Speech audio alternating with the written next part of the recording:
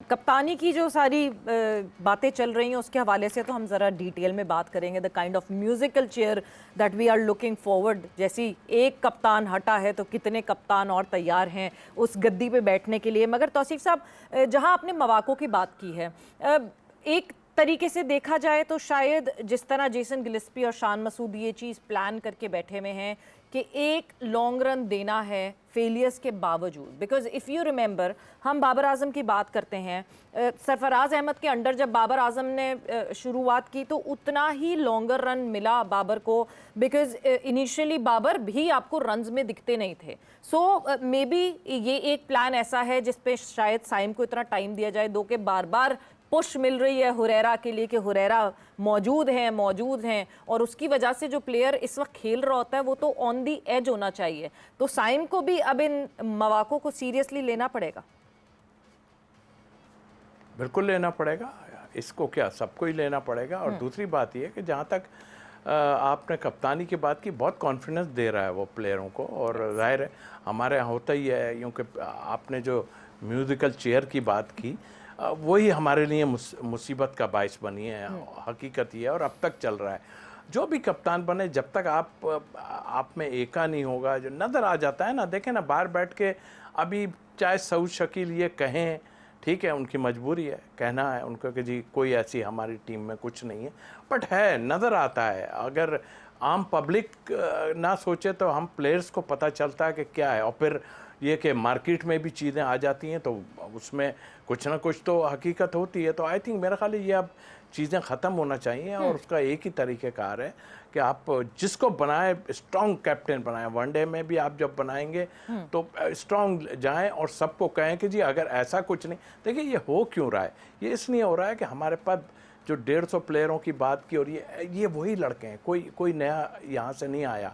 हमारे पास जो first class में प्लेयरों ने रन्स किए थे, डेफिनेटली उनको अगर वो टीम के साथ रख लेते 16 में, पहले भी होता रहा है, खेले नहीं है, हमारे टाइम में भी होता रहा है, टूर किए हैं, खेले नहीं है, मगर वो टीम के साथ एक मोराल उनका हाई होता है। चले आपने यहाँ नहीं रखा, जबकि मेरे हिसाब से रखना चाहिए था, तो आप वो 6 साइड जा रही है उसमें आपको ओबलाइज कर दें, उसको लेके भेज दें वहाँ पे खेलने के लिए। तो मतलब एक चीज़ होती है, उसने फर्स्ट क्लास में किए ज़रूर हैं, और उसको आप 15 की जगह 16 लड़के रख लेते, इसमें कोई बुराई तो नहीं थी। बट आई थिंक मेरा ख्याल है जिसका जो हक बनता है, स्लोली आप अगर उनको चांस देंगे तो देखिए ना, वरना यही बातें होती रहेंगे, नहीं दे रहे चांस, नहीं दे रहे। अब एक दफ़ा उनको 16 चांस, 15-16 चांस दे दिए ना आपने उसको साइम को। अगर आप बाबर पे आ जाती हैं तो बाबर के मुतालिक ये बात करना कि जी उनकी इतनी, अभी भी 45 का एवरेज है, मैं देख रहा हूँ उनका, इनिंग फेल हुई है उनकी, सब कुछ हुआ है। बट आई थिंक मेरा ख्याल है कि अननेसेसरी किसी को हटाना जो है ना वो ठीक नहीं है। जाहिर है उस पर प्रेशर डेफिनेटली होगा, और रन्स करता चला आ रहा है इससे पहले वो, तो जो भी हो ठीक है। अगर रेस्ट कराना है, बड़े बड़े हमने देखे लोगों को रेस्ट भी किए हैं, उनको बिठा भी दी गया, सब कुछ हुआ, बट कॉन्फिडेंस देके, मतलब आपका एक की प्लेयर को तो उठा के आप एकदम बाहर नहीं कर सकते हैं, देखें। और ठीक है, तरीका होता है थोड़ा, हम कहते हैं जी ड्रॉप कर दिया, ड्रॉप की बात ही ना करें, हमने रेस्ट दे दिया है। हमारे पास तो यही एक लफ्ज़ है जो हम कहते हैं हमने उसको रेस्ट दिया। पता सबको है कि हाँ जी उसको उसकी परफॉर्मेंस पे बाहर बिठाया है। इसी तरह आप इंडिया के लिए लें, कोहली के ऊपर जो आ रही थी वो 4-5 इनिंग बाद वो फिर रन्स कर देता है। तो ये हमारे लिए तो प्रॉब्लम है ना इस वक्त, तो हम तो सेटल नहीं है ना बैटिंग में।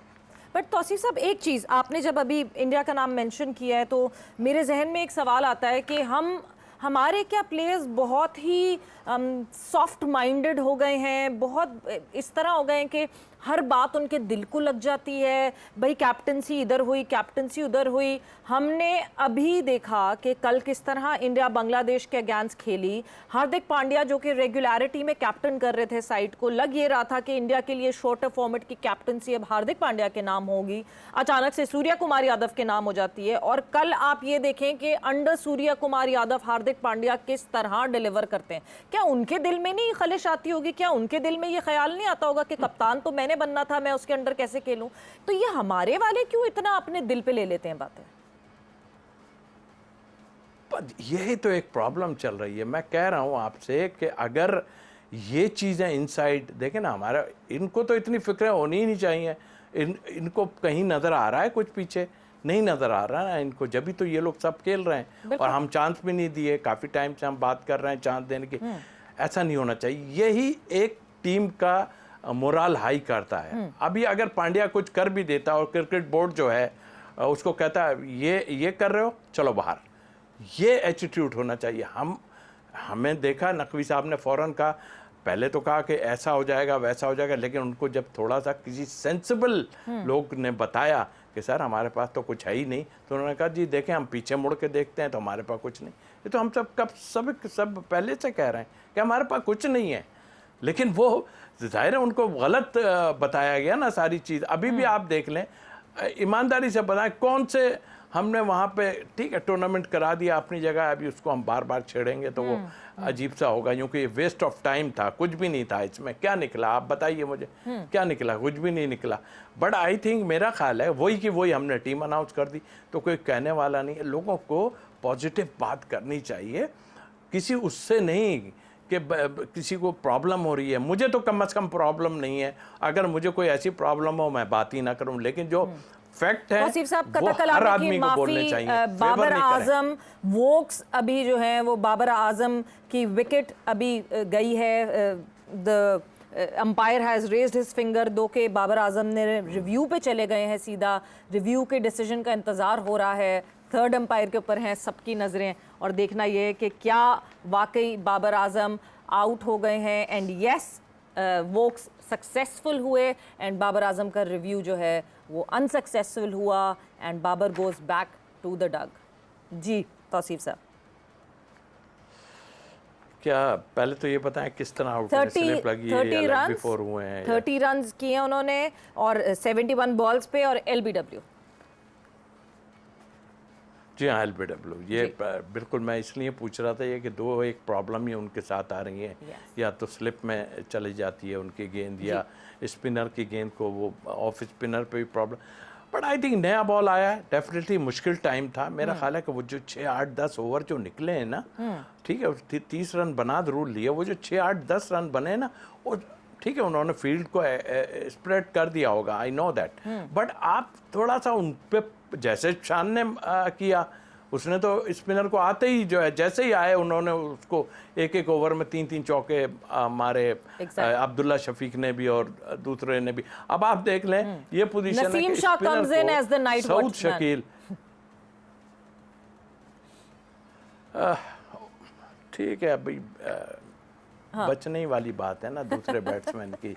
मैं तो कह रहा हूँ इन पिचों पे आपको थोड़ा सा देखें। अब वो टाइम चला गया कि जी टेलेंडर पैड कर ले, अगर ये आते ही आउट होते हैं चले ठीक है, फिर सुबह उन्हें आना है ना, तो इतना कॉन्फिडेंस अब होना चाहिए। कोई भी बैट्समैन जो भी आ रहा है उसको इतना कॉन्फिडेंस होना चाहिए कि यार मैं इसको सर्वाइव कर जाऊंगा।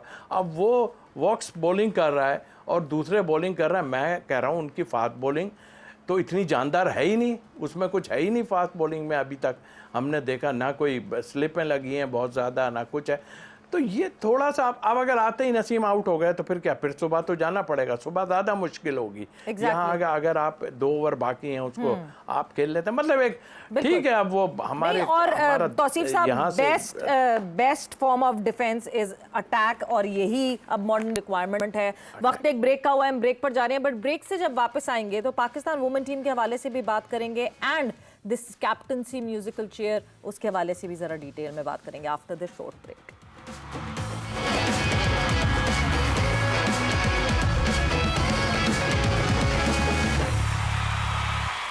एंड वेलकम बैक टू जोर का जोर। It is Pakistan versus England और आज का दिन हुआ इख्तिताम पजीर।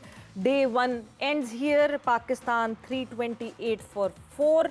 और जिस तरह जो है स्टार्ट ऑफ किया था पाकिस्तान ने, जिस तेज़ी से बैटिंग की थी, अगर इस वक्त आप हालो अहवाल देखें तो ठीक है स्टेबिलिटी ज़रूर है, बट जितनी तेज़ी से रन्स किए थे उतनी तेज़ी से कैरी फॉरवर्ड नहीं कर सके। इस वक्त क्रीज पर सऊद शकील और नसीम शाह मौजूद थे when the day ended. So yes, कल से होगी शुरुआत डे 2 की और फिर पता चलेगा कि किस तरह इस चैलेंज को डील करते हैं नसीम शाह एंड सऊद शकील.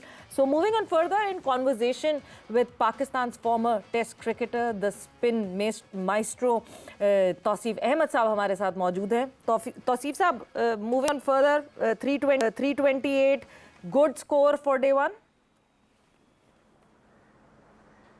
अब बधाई तो लग रहा है, जो कि पीछे हम देख रहे हैं हमारे रन नहीं बन रहे थे तो बहुत अच्छा. लेकिन आपने बिल्कुल ठीक कहा कि ये कैरी ऑन नहीं किया उसको, और करना चाहिए था कैरी ऑन. और आई थिंक आज अगर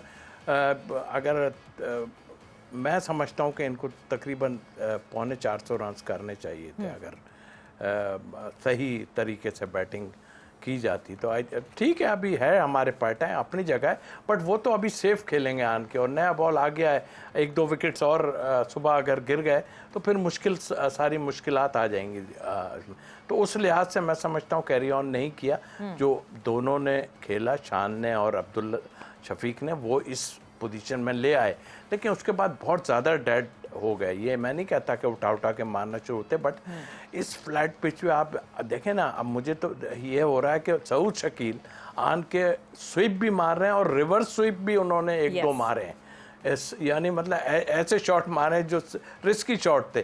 तो इट मीन्स कि नज़र आ रहा था कि जो है वो पिच में ऐसा नहीं है कि आप कुछ लग जाती आउट हो जाते, वो अलग बात थी. बट आई थिंक तो उस लिहाज से समझता हूँ ठीक है, हम इसको इस तरह करते हैं कि सुबह तक की हम देखते हैं, लेकिन आपको यहाँ पर 500 रन प्लस करने ही पड़ेंगे. एक दफ़ा की सोचें कि हमने एक दफ़ा बैटिंग करनी है, क्योंकि ये ऐसी पिच है अगर खुदा न खास्ता ऊपर से विकेट्स आपके फास्ट बॉलर्स ने लिया, स्पिनर पे आएगी भाई. क्योंकि हम दो स्पिनर की बात कर रहे हैं, हम 2 स्पिनर से नहीं खेल रहे हैं, हम एक स्पिनर से खेल रहे हैं. इसलिए कि देखिए ज़रूर वो बाबर जो है ऑफ स्पिन करते हैं अपना आगा जो, लेकिन वो करते हैं. अब आपने ये सोचा कि हो सकता है कि 1.5 स्पिनर कह देते हैं, बिल्कुल ही राइट ऑफ नहीं करते सलमान ने, क्योंकि बांग्लादेश के अगेंस्ट 40-40 ओवर करे, वो पार्ट टाइम नहीं हो सकता अब. नहीं, आप बिल्कुल ठीक कह रहे हैं, लेकिन बट आई थिंक मेरा ख्याल है कि रेगुलर की तो बात ही अलग होती है ना. ठीक है, वो अच्छे. फिर आपने ये सोचा हो कि साइम अयूब ने 5 विकेट्स लिए हैं 20 में, तो अच्छा दिन होगा तो वो भी आउट कर लेंगे, ऐसी बात नहीं है. तो आई थिंक मेरे हिसाब से वो 2 स्पिनर से गए हैं, तो ये उन्होंने सोचा, आगे की भी सोची है. ठीक है, हमारी 4th इनिंग नहीं आएगी डेफिनेटली, लेकिन हमें पहले उन्हें पकड़ना पड़ेगा. 4th इनिंग पर तो ऐसा होगा ना कि वो इतना टर्न हो कि हम उन्हें फंसा सकें किसी तरह भी.